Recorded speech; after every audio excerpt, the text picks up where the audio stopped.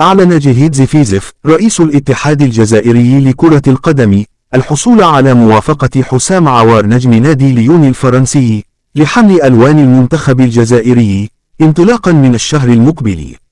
وقال زفيزف في تصريحات إعلامية: حسام عوار أعطانا موافقته النهائية للانضمام إلى المنتخب الجزائري بعد أن وقع على تعهد بتغيير جنسيته الرياضية بشكل نهائي، ونحن نعمل على تسوية ملفه خلال الشهر الجاري.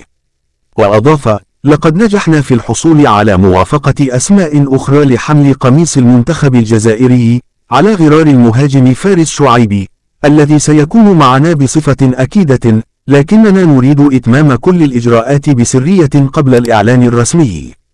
ونفى جهيد زفيزف الأخبار التي راجت مؤخرا حول نجاح المدرب جمال بالماضي في الحصول على موافقة مهاجم نادي رين الفرنسي أمين كويري، مضيفا: المفاوضات تسير معه في الطريق الصحيح، ولا شيء رسمي حتى الآن، لكننا في محادثات مستمرة مع اللاعب.